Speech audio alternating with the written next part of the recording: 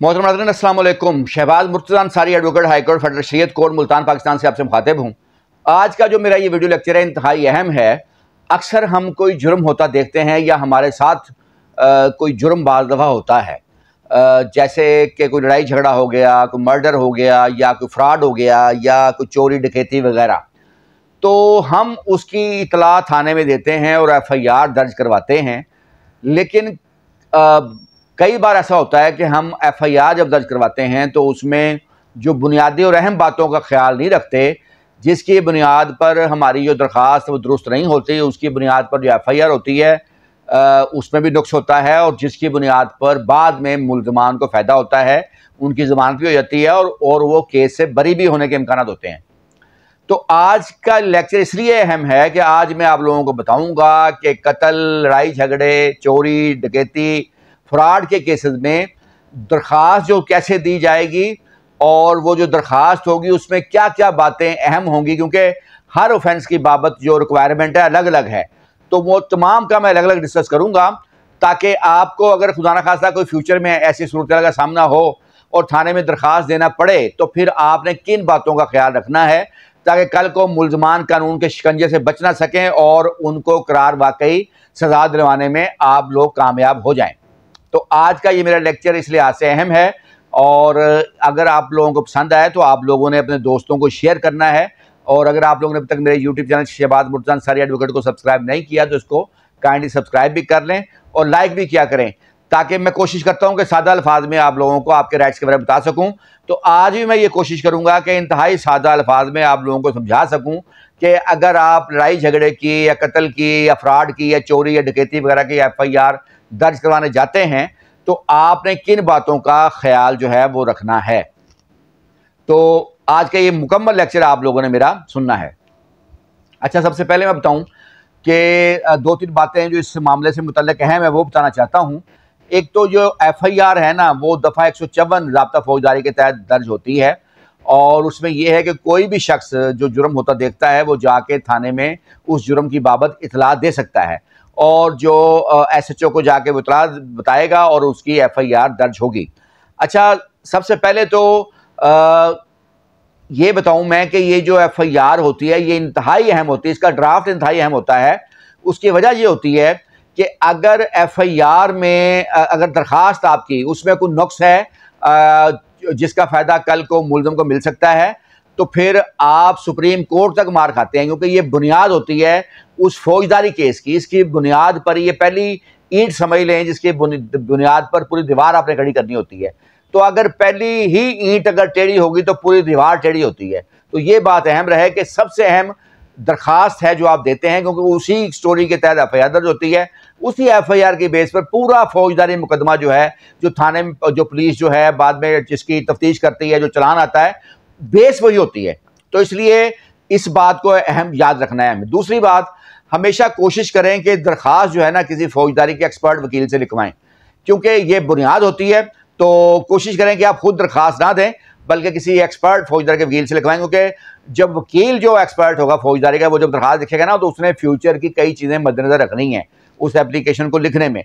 लेकिन अगर आपके पास टाइम कम है और आप फौरी दरख्वास्त देना चाहते हैं या आप खुद से देना चाहते हैं, तो तब मैं आप लोगों के जो मफाद के लिए जो अहम जो डायरेक्शंस हैं या जो अहम ज़रूरियात हैं, दरख्वास्त कैसे दी जाएगी, उसमें क्या क्या बातें ज़रूरी हैं, वो मैं आप लोगों को आज जो बताऊँगा। दूसरी अहम बात यह है कि FIR दर्ज करवाने के लिए ज़रूरी नहीं है कि मुस्तगीस जो है एग्रीव्ड पर्सन भी हो। यानी जो FIR है उसका कानून यही है कि कोई भी शख्स जो है वो किसी जुर्म की बाबत इतला दे सकता है मुतल्लिका SHO को, यानी वो शख्स उस जुर्म से मुतासरा होना ज़रूरी नहीं है। सिर्फ आपने मुतल्लिका थाने में ये इतला देनी है कि कोई जुर्म सरजद हुआ है जो काबिल सज़ा जुर्म है और काबिल दस्तरअंदाज़ी पुलिस जुर्म है, और जो है आपने जो उसकी इतला देनी है, तो लिहाजा आपका एग्रीव्ड पर्सन होना भी ज़रूरी नहीं है। कोई भी शख्स जो है वो इतला दे सकता है बशर्ते कि पाकिस्तानी कानून के तहत वो जुर्म बनता हो और थाने को उस सिलसिले में, पुलिस स्टेशन को उस सिलसिले में अख्तियार हो। अच्छा, सबसे पहले मैं आ जाता हूँ लड़ाई झगड़े के जो केसेस हैं उनकी बाबत। कि बाज़ दफ़ा होता है कि एकदम लड़ाई झगड़ा हुआ और उसके बाद जनाब आपने जाके ज़ख्मी कोई हो गया और आपने जाके दरख्वास्त देनी है, सबसे पहले लड़ाई झगड़े की जो दरख्वास्त होगी उसमें आपने वकूए का वक्त तहरीर करना है कि आप अपना बताएंगे कि आप कहाँ के रिहायशी हैं और किस वक़्त का वकूआ है। फिर उसमें तमाम मुल्ज़मान जो भी उस लड़ाई झगड़े में शामिल होंगे, जिन्होंने मारपीट की होगी, उन तमाम का नाम देना ज़रूरी है। बाय नेम आप नामजद करेंगे। अगर कुछ का नाम नहीं पता तो उनको आप नामालूम में रख सकते हैं, लेकिन आपने उनका नाम देना है। अच्छा, फिर हर मुल्ज़म के पास उसका जो हथियार है जो उसके पास था, जिससे उसने लड़ाई झगड़े में जो शामिल हुआ, वो पिस्टल है, वह डंडा सोटा है या कोई भी चीज़ है, आपने हर मुल्ज़म का अलग अलग हथियार जो है वो बताना है। ये ज़रूरी है कि हर मुल्ज़म के पास क्या था। दूसरा, हर मुल्ज़म का रोल बताना ज़रूरी है, यानी किस मुल्ज़म ने किस मजरूब को ज़ख्मी किया, कहाँ ज़रब लगाई और कहाँ उसको ज़रब लगी। तो ये आपने, ये भी ज़रूरी है कि हर मुल्ज़म का रोल भी अलग अलग हो। बाज़ वो होता है ना, मुश्तरका कॉमन सब बना देते हैं कि 5 मुल्ज़म थे, उन्होंने आग डंडे सोटे मारे जिससे फलाना ज़ख्मी हो गया। ऐसा नहीं, हर मुल्ज़म का और हर मजरूब का अलग अलग जो रोल है, यानी किस मुल्ज़म से कौन शख्स मजरूब हुआ, कहाँ चोट लगी, उसकी वजाहत ज़रूरी है। उनके बाद में मेडिकल होता है, फिर मसाइल पैदा हो जाते हैं। फिर मजरूबान के नाम की तफसील देना ज़रूरी है। जो ज़ख्मी हुए उनके नाम की तफसील देना भी ज़रूरी है। और इस तरह जो ज़रबात की नोयत है वो भी बताना ज़रूरी है। सर पे चोट लगी है, बाजू पे लगी है, हाथ पे लगी है, तो ज़रब किस जो वेपन से लगी है, शार्प एज था या कि जो डंडा सोटे से किसने मारपीट की है, तो उसका नाम ज़रूरी है।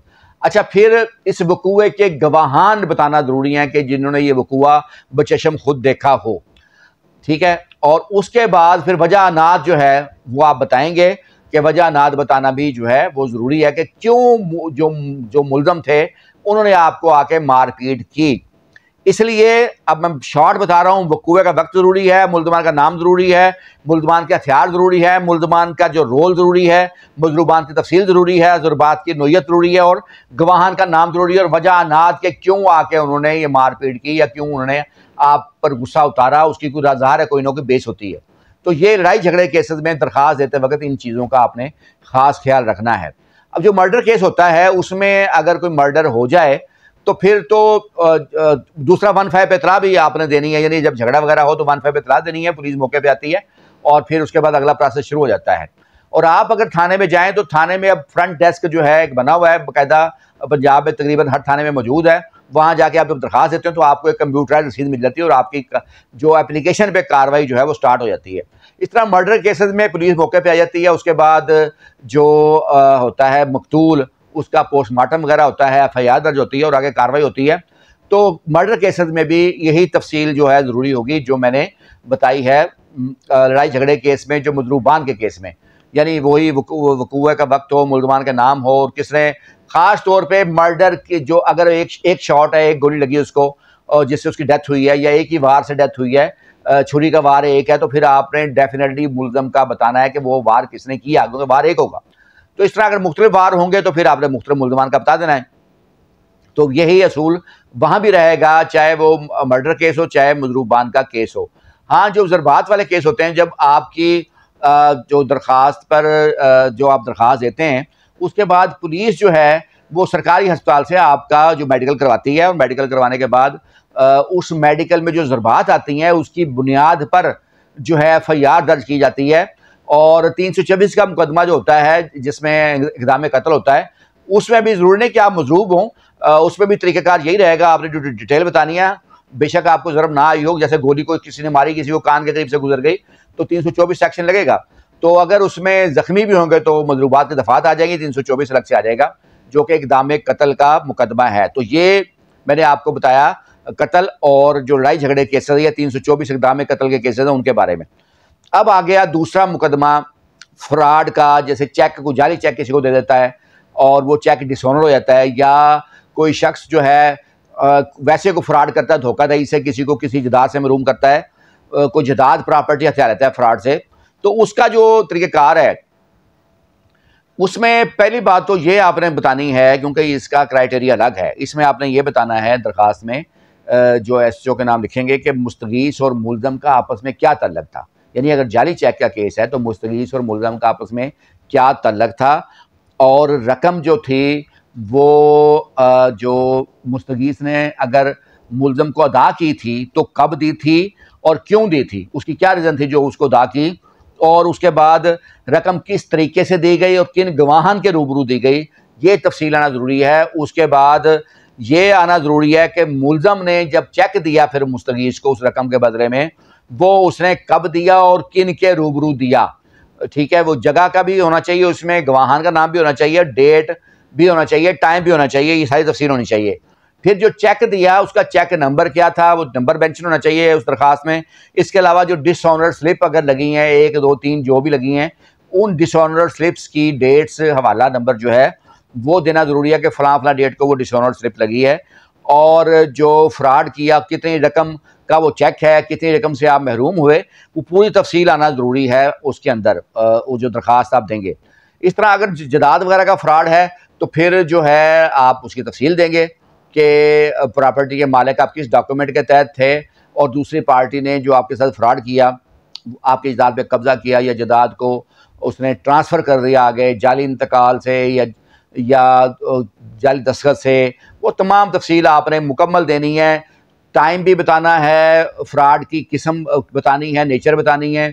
उसके अलावा जो है तारीख़, महीना, साल ये बताना ज़रूरी है। गवाहान के नाम ज़रूरी हैं, क्या फ़्रॉड हुआ वो तफसील बताना ज़रूरी है। तो ये फ़्रॉड के केसेस में ये ज़रूरी है। अच्छा, अब आते हैं चोरी वगैरह के मुकदमे में। चोरी वगैरह का मुकदमा जो होता है उसमें सामान की तफसील आपने बतानी है, यानी किस वक़्त आपको पता लगा चोरी का कि आपके घर से या दुकान से या जहाँ से भी कोई फ़लाँ चीज़ चोरी हुई है, और उस सामान की डिटेल बतानी है, कौन कौन सी चीज़ें आपकी चोरी हुई हैं उनकी मालियत बतानी है, और किस वक़्त आपको पता चला वो बताना है। इसके अलावा अगर आपको कुछ लोगों पे शुबा हो कि फ़लाँ लोग इस चोरी में मुलव्वस हो सकते हैं तो आपने उनका नाम भी बताना है। अदरवाइज़ आमतौर पे चोरी जो वाला केस जो होता है ना, नामालूम मुल्ज़मान के खिलाफ होता है, तो आपने शुबा भी बताना है अगर किसी पे हो तो। इस तरह जो डकैती का मुकदमा होता है, अगर आपसे किसी ने मोबाइल फ़ोन छीन लिया है या खातून से पर्स छीना गया है या कोई और मोटरसाइकिल छीन लिया, आपसे गाड़ी छीन ली है, कुछ ऐसा हुआ है, तो उसमें भी आपने टाइम बताना है, तारीख़ बताना है और गवाहान के नाम देने हैं जिनके रूबरू ये डकैती वगैरह हुई हो। मुल्ज़मान का हुलिया बताना है कि क्या हुलिया था मुल्ज़मान का, और अगर आप उनमें से किसी को जानते थे मुल्ज़म को तो आपने उसका नाम भी बताना है और तमाम जो तफसील जो है आपने बतानी है। तो ये एप्लीकेशन में ये डिटेल आना ज़रूरी है इंदराज मुकदमा की FIR के लिए, तभी आपका केस अच्छा हो सकता है। हम ड्राफ्ट के लिए आप हमारी सर्विसेज भी ले सकते हैं कि आपने सिर्फ हमें अपनी डिटेल देनी है कि ये वकूआ हुआ है, जो डिटेल हम लेंगे उसके बाद हम आपको ड्राफ्ट खुद तैयार करके देंगे। वो हमारी एक फ़ीस होती है, तो उसके मुताबिक हम आपको ड्राफ्ट तैयार करके देंगे। इसके अलावा SNL एसोसिएट्स के पाकिस्तान के 49 शहर में सर्विसेज मौजूद हैं। किसी भी शहर में आपका कोई भी लीगल इशू हो, फैमिली इशू हो या प्रॉपर्टी का इशू हो, तो आप जो है हमारी सर्विसेज जो हैं वो ले सकते हैं। और तमाम केसेस में एग्रीमेंट क्लाइंट का मेरे साथ ही होता है और हम कोशिश करते हैं क्लाइंट्स को बेहतरीन सर्विसेज दें। तो आप लोग मेरी वीडियो पसंद करते हैं, इसका बहुत शुक्रिया। हमारा मेन ऑफिस मुल्तान में ही है, लेकिन बाकी शहरों में मेरे पैनल पे लायद होते हैं। मुल्तान में मैं डायरेक्ट खुद वकील होता हूँ तमाम केसेस में, और ख़ुद जो है वो केस को आगे लेके चलता हूँ। बाकी तमाम शहरों में जो केसेस होते हैं, क्योंकि हर केस में 3 चीज़ें बुनियादी होती हैं, एक ड्राफ्ट अहम होता है, क्रॉस अहम होता है, एक बहस अहम होती है। तो किसी भी शहर में कोई भी केस हो, ये तीनों चीज़ें मैं खुद का काम मैं खुद करता हूँ। ड्राफ्ट में खुद तैयार करता हूँ, क्रॉस भी मैं खुद करता हूँ, और फाइनल बहस के लिए भी मैं खुद जाता हूँ या मैं तहरीरी बहस बना के देता हूँ। तो आप लोग मेरी वीडियो पसंद करते हैं, इसका बहुत शुक्रिया।